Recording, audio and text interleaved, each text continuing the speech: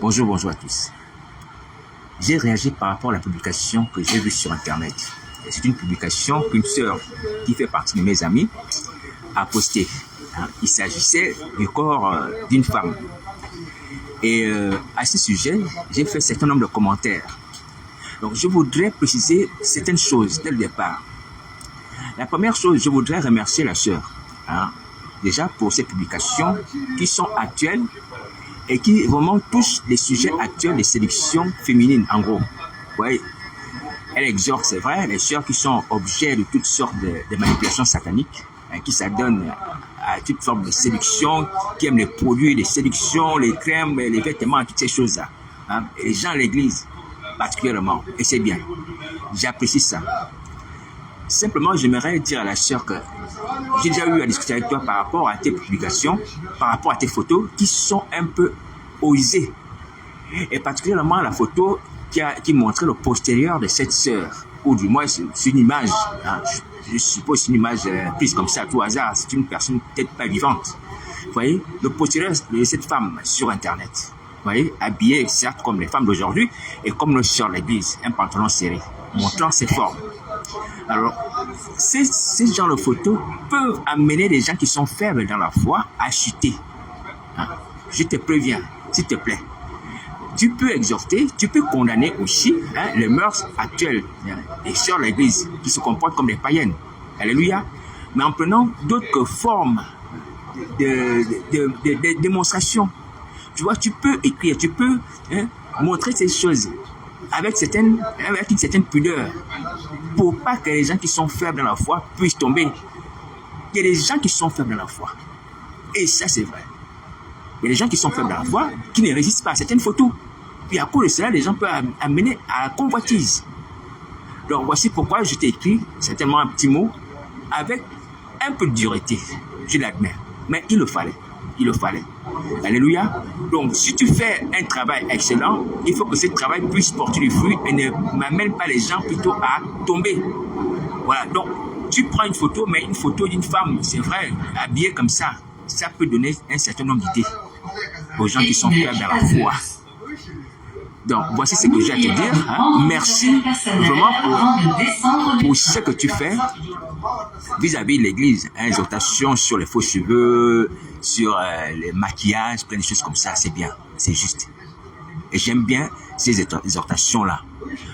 Mais pour ce qui est ta vie privée, je ne vais pas en parler ici. Alléluia. Mais comme à toutes les autres personnes, et à moi aussi, nous devons nous sanctifier, nous devons nous dépouiller aussi. On ne doit pas simplement regarder ce qui est dans les yeux des autres, mais aussi regarder nos yeux, moi aussi. Alléluia. Voilà, que tous ensemble puissions être saints, dépouillés des œuvres des ténèbres, qu'elles soient spirituelles, qu'elles soient physiques, qu'elles soient visibles, qu'elles soient invisibles. Alléluia. Et revêtir tous Christ.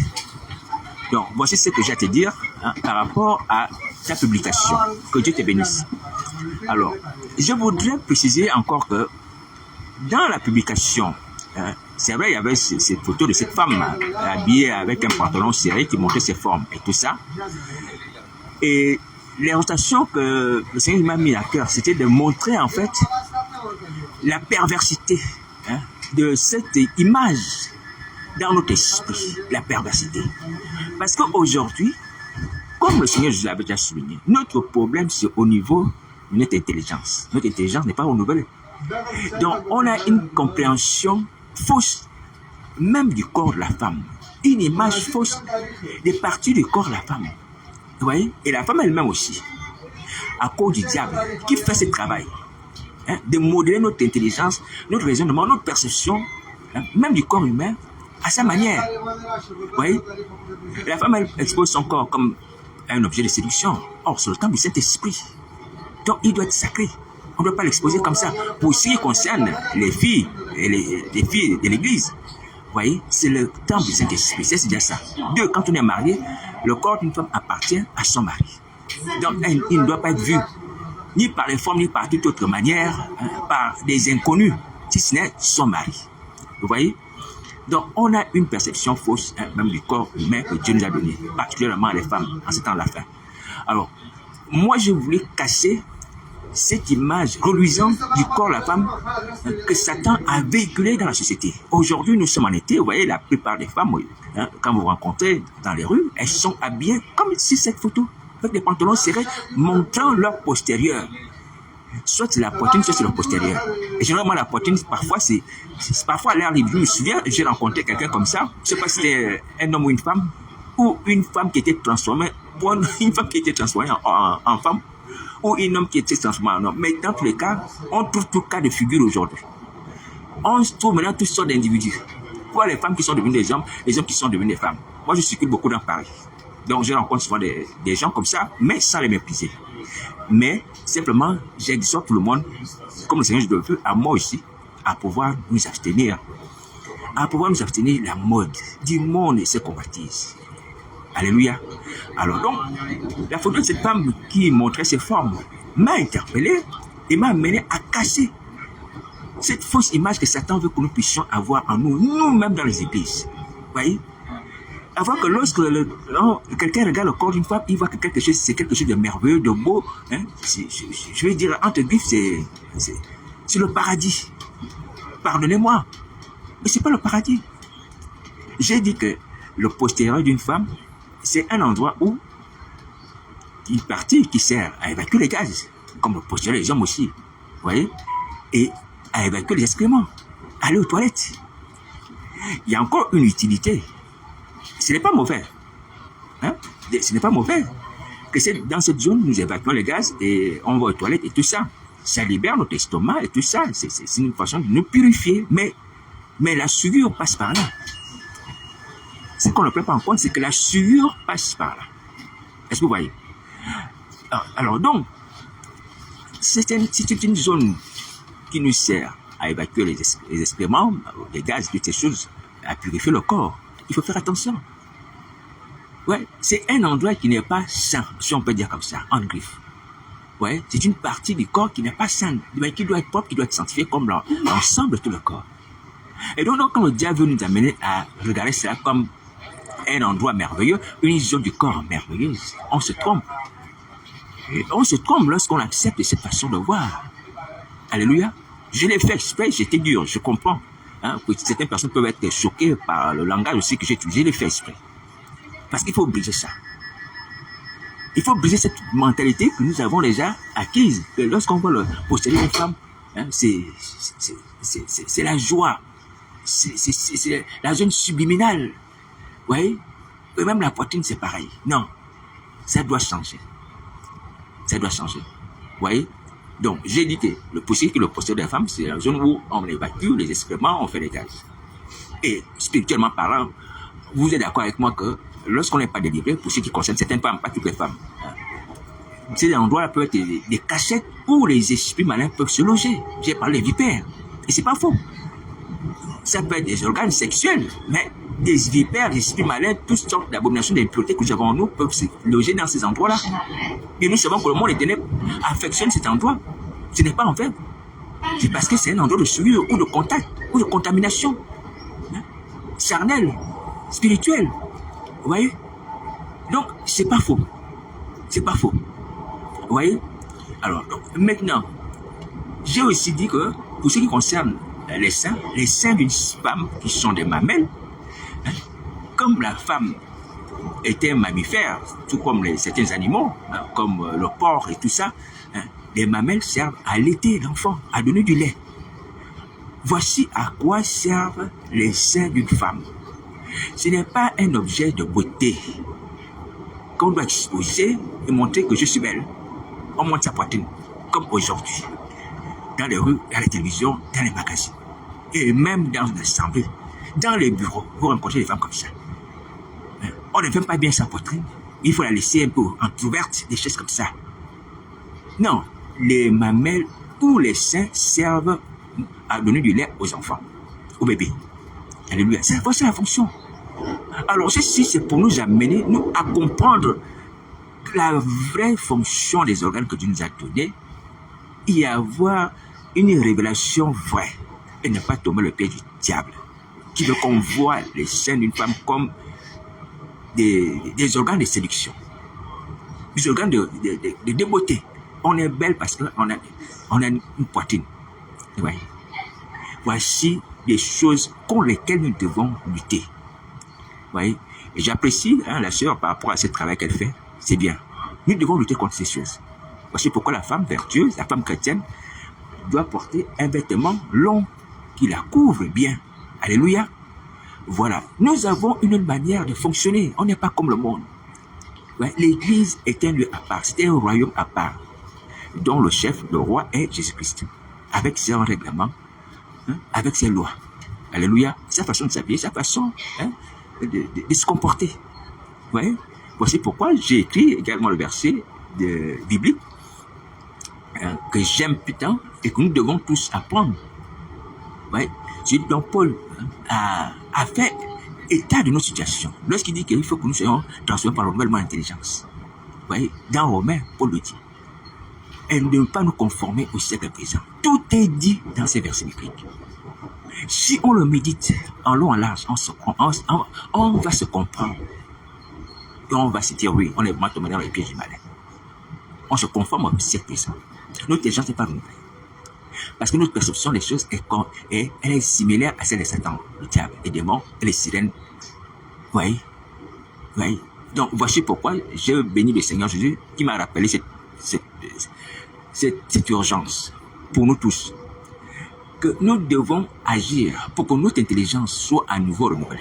Notre façon de percevoir les choses, notre façon de comprendre les choses, notre façon de regarder les choses doit être conforme à la parole de Dieu. Nous devons détacher de tout ce qui est pensée populaire, tout ce qui est mode, mais tout ce qui est même, on va dire, des dictons. Vous voyez, quelqu'un ne peut pas sortir la sorcellerie, s'il sort la sorcellerie, Satan va le tuer.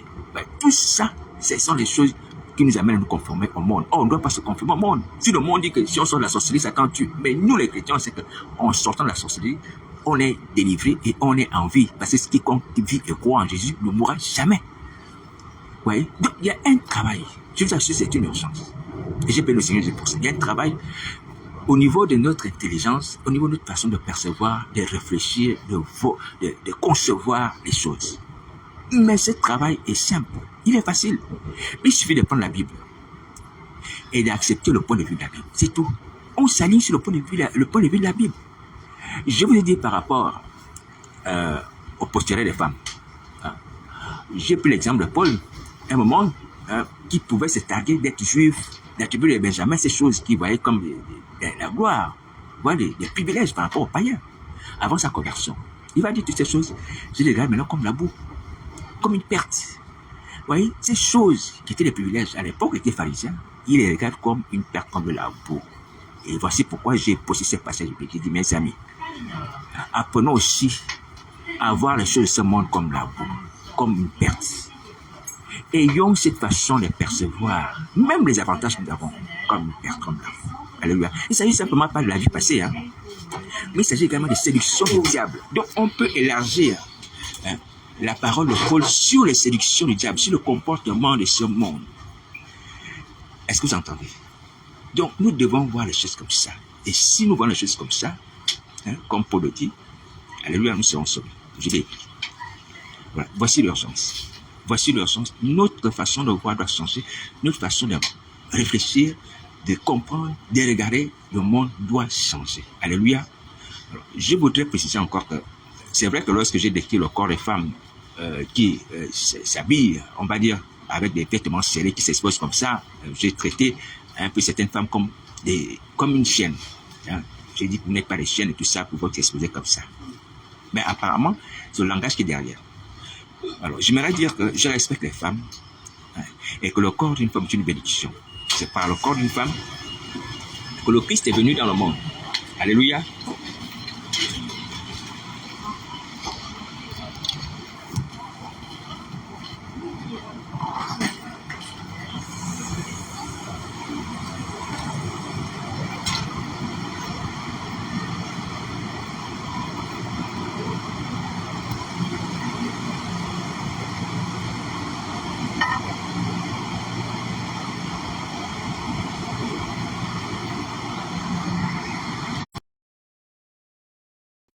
Je disais que c'est par le corps d'une femme que le Christ est venu dans le monde. Marie est tombée enceinte. Alléluia. Voilà. Donc, le corps est un instrument que Dieu a utilisé pour pouvoir faire venir son Fils et nous sauver. Alléluia. Voilà. Donc, le corps est sacré. Et le corps des femmes est sacré. Vous voyez? Voilà. C'est grâce au corps de Marie que Christ a pris forme. Alléluia. Voilà. Il est venu nous sauver. Donc, c'est important de pouvoir le dire. Mais, il ne faut pas oublier que bien qu'ayant ce corps par lequel le Seigneur Jésus est venu dans le monde, alléluia, mais c'est aussi, on va dire, une faiblesse humaine. Comme Paul pourrait le dire, hein, j'ai fait le mal que je ne veux pas. Je ne fais pas le bien que je veux. À cause de quoi? À cause de ce corps dans lequel il y a le péché. Vous voyez? Le péché est dans le corps. Alléluia. Voilà. Et il va dire, tu vas me délivrer de ce corps de mort. Ouais. Donc, il ne faut pas oublier cela. Il ne faut pas oublier cela que ce corps est un corps de mort dans lequel habite le péché. C'est ce que Paul va dire. Et voici pourquoi nous serons transformés, nous aurons des nouveaux corps. Alléluia. Voilà. Donc, il ne faut pas oublier cela. Parce que Satan et ses cylindres, ses démons, doivent nous faire comprendre que le corps, c'est quelque chose de magnifique, qu'on met en avant. Il faut être beau, bien habillé, une belle personne. On fait la chirurgie esthétique, même les chrétiennes. Selon que j'ai entendu que la femme d'un pasteur a fait ces choses-là, des choses comme ça pour pouvoir changer son corps. Les formes et tout ça. Vous voyez? Ça, c'est de l'aberration. Vous voyez? Ce corps-ci, c'est vrai. C'est le temple du Saint-Esprit. Ce corps, c'est vrai, il nous sert également à pouvoir adorer Dieu, louer Dieu, parler, marcher. Alléluia. Mais c'est aussi un corps de mort et qui sera changé et qu'on n'oublie pas que le péché habite dans le corps. Alléluia. Il ne faut pas oublier cela. Il ne faut pas oublier cela. Alors donc je suis venu ici pour essayer d'équilibrer les choses, pour pas que les gens pensent que je méprise le corps des femmes, que je méprise le corps humain. Non. Il ne faut pas oublier l'autre partie de nous-mêmes, le corps. Alléluia. Qui a un côté positif, qui a aussi un côté négatif. Voilà. Mais comme il n'est pas parfait, c'est pour ça que Dieu va le changer. Parce que Dieu veut que nous soyons totalement parfaits à 100%. Alléluia. Mais pour l'instant, il utilise ce corps pour pouvoir nous amener à parler, à imposer des mots malades. Vous voyez, à faire agir son esprit. Parce que l'esprit de Dieu utilise nos corps. Alléluia. Mais ce corps n'est pas parfait. Que Dieu nous aide. Alors donc, je viens préciser que mes amis pasteurs apôtres, les gens d'Internet, les gens de Paris ou ailleurs, vous voyez que le problème que nous avons aujourd'hui, c'est une question de perception.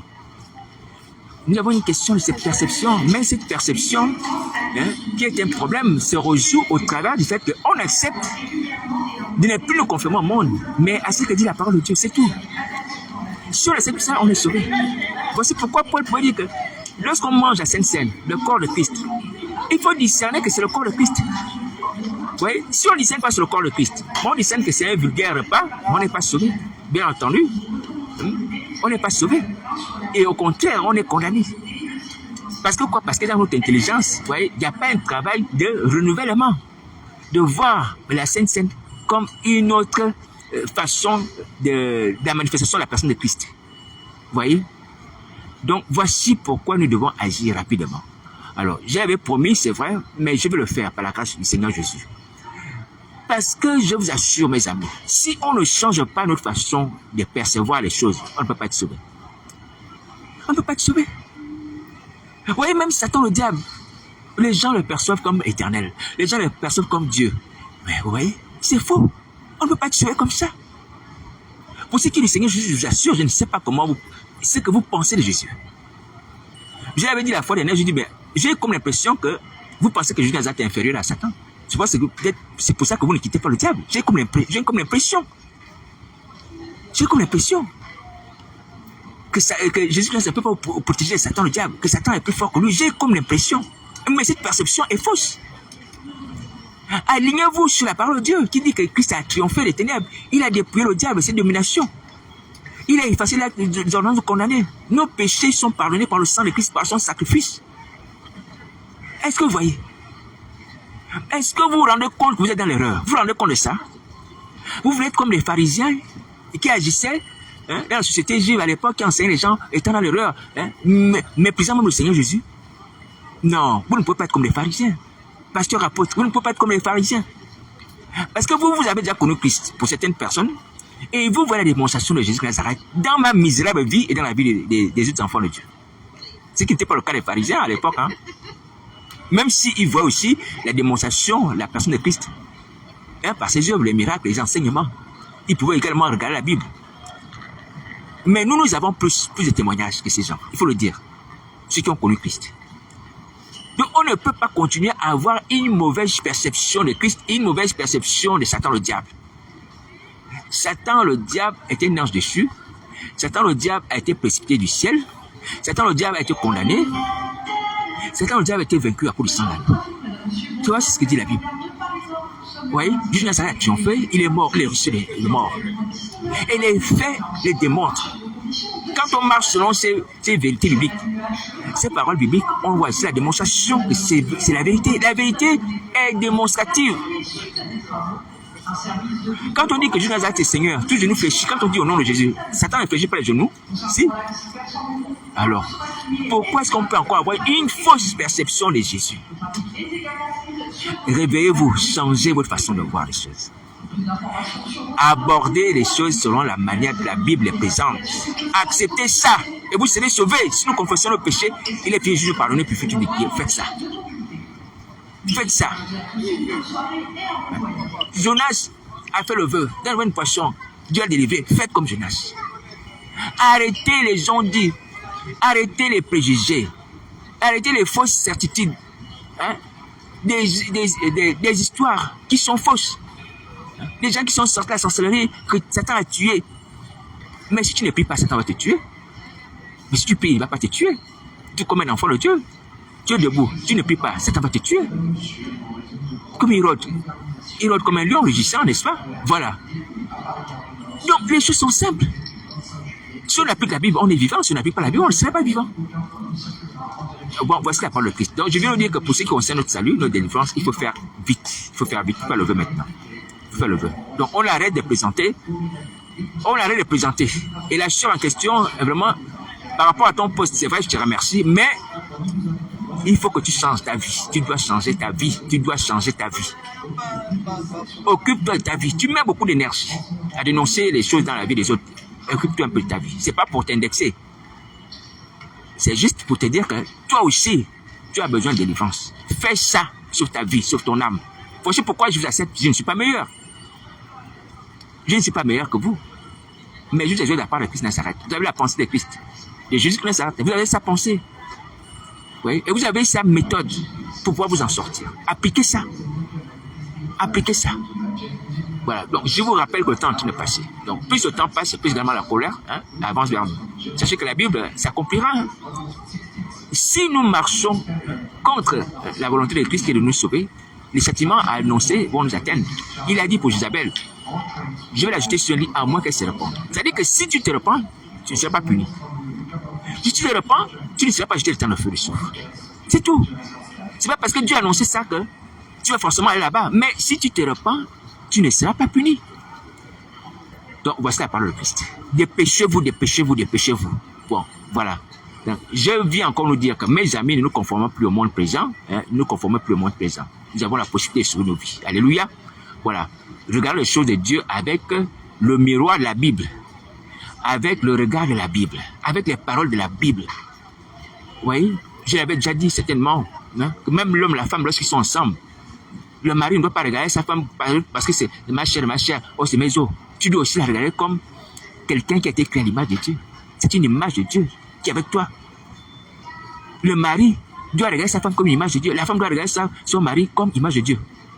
Il n'y a pas seulement le fait d'être chef. Vous voyez? Il y a pas mal de choses aussi dans la Bible que si nous les mettons en pratique, nous serons heureux, nous serons en paix.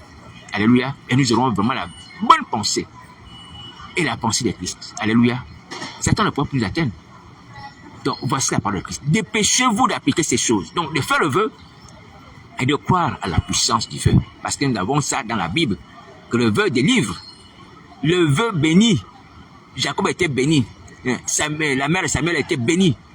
Le vœu béni, il faut faire ça, il faut faire ça, il faut faire ça. Bon courage.